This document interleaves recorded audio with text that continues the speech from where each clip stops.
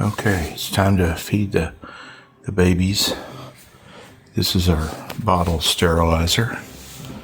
The nipples, the caps are in the top, and the bottles are in the bottom. And this is our bottle warmer. And we're gonna put water, hot water, in there to warm the bottles. And then our bottles and the milk is really going to be a gallon of whole milk minus 8 ounces that we're going to take out. And then we're going to add to that concentrated evaporated goat milk. Okay, here we have an opened can of goat's milk. We've taken out our 8 ounces of whole milk from a new jug, and now we're gonna try to pour this in there. And unfortunately, I'm gonna set the phone down, and then I'll be back in just a second. So now we've got the empty can, we've got the bottle with the lid back on it, and the spillage. I guess if I'd done it right, I would have used the little pitcher to pour the milk in, and would have poured the milk into the pitcher and then the pitcher into the jug. But as you can see, I didn't do it right. But I think you'll forgive me for that. And now over here is our tea kettle, just about ready. And it will help accelerate the bottle warming process. Tea kettle is ready. It's hot water going in.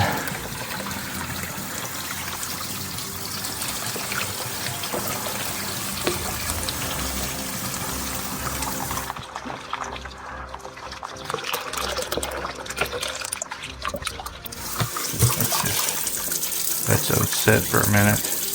Don't want to dilute it too much with the not quite so hot water. Of course, boiling water is 212 degrees, which is considerably hotter than the tap water, which was 122 degrees.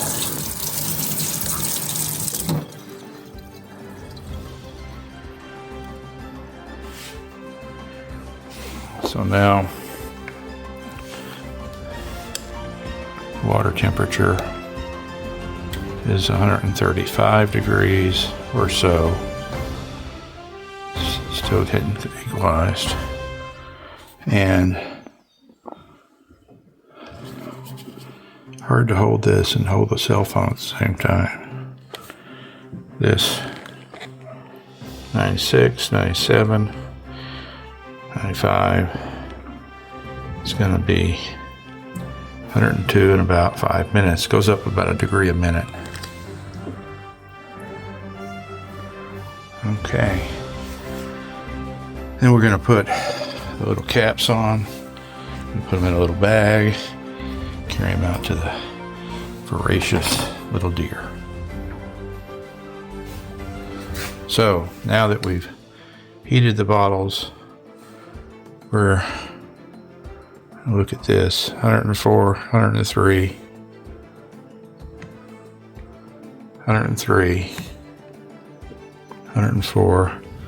But we have a little walk outside, so try to keep them clean and warm. They're going to go in their little transport bag that's going to insulate it so that we don't lose any heat, and so we can carry them with one hand. Okay, out the back door, and you can hear the frogs in the pond. You can see the puppies in the puppy pen. in their little home where they stay. It's been raining, but right now it's not raining. I don't know where the geese and the deer are. The other deer. They'll be here in a minute. It's 3 o'clock in the morning right now, so early for them. And our feeding times are a bit skewed. We were tired from a trip yesterday, so we fed about 10 o'clock last night instead of midnight. There's our geesies. And they'll start making some noise here in a minute, probably. And we're going to come over to our chicken run, the door of our chicken run. Chickens and ducks are still asleep. You can hear the ducks. Keep them in the chicken run, keep the raccoons from killing them. I'll shut the door behind us in case little deers get out. And here's our ducks. And down at the end, you can see the little hungry deer.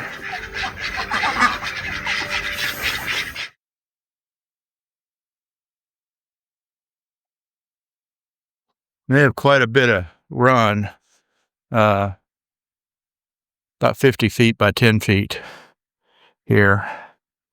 And now they know we're going to try to get in here without letting them out and feed them. Now I'm going to try to hang this light a bit.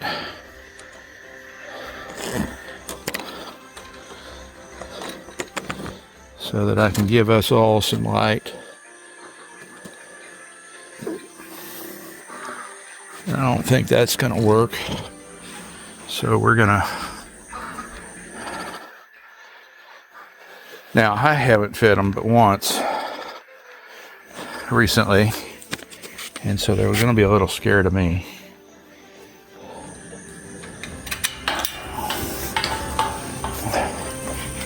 Okay.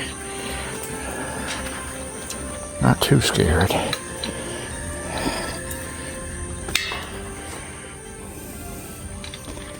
All right. So, take the cap off.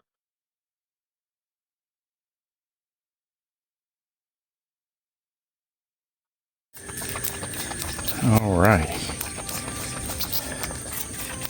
They're saying, well, how come she's getting something and I'm not?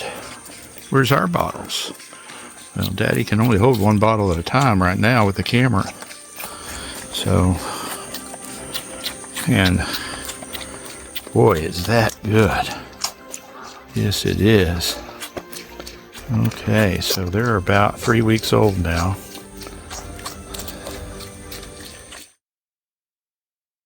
Okay, it's all right. There we go.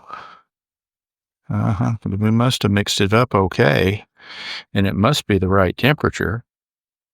All right, now that one's going back in the bag. Okay, and this one's coming out. This is hickory. Okay. Now, normally they would headbutt their mother to get her to let the milk down. And they have no doubt that they want to headbutt each other to take the bottle away. Substitute on. And so, the little guy here, hickory. Yes. Okay. All right. And then that one's gone. Now we've got to get the top off and get the right deer fed here. It's this one. Yes. Oh, and I'm getting bit on the fingers. These guys have teeth on top and bottom. like a calf. Yes. Uh-huh. Okay. Okay. All right. Everybody's had theirs except this one. Yes. Okay. All right, and it's going down. Look at that bottle go down. Yes. Okay. Now, earlier in life, we would, make them poo and pee, but when you've got 3 of them, they do it to each other. So, oh, did you jump up and knock the bottles thing down? Yeah, everything's got to get back so that we can sterilize it. Okay. Everybody got fed, and it's only 4 or 5 minutes into this, and you can see that's their little protected place. This is where they go when it rains, and we have vines growing across the top to keep the shade in and keep it cool. They have regular fresh water, and we'll start feeding them calf manna when they can start taking some solid food. All right, now it's time to go. We certainly don't want them getting out. They are hard to chase down. So, lock the door. Bye-bye, babies. Okay. Now, back out. Ducks. The automatic gates here will let all the animals out, and the chickens, some of our chickens are not in the chicken hutches like they should be. We have a whole group of about a dozen that we call the velociraptors that are abnormal chickens. If you ask me, they roost in trees way up high. Don't want to go in the traditional chicken houses, and so they're just in here with the ducks, and we'll open everybody up when the sun comes up. For now, we're going to keep them in because between now and about 6 is when the raccoons like to come out and take their pick. So we make sure that the gate closes, latches, and we're off.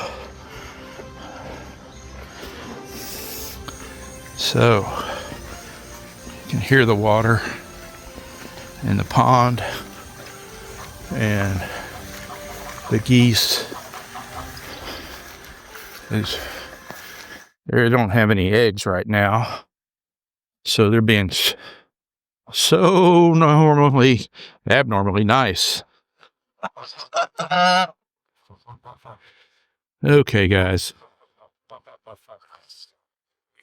And back to wash the bottles, put them in the sterilizer, do the next bit.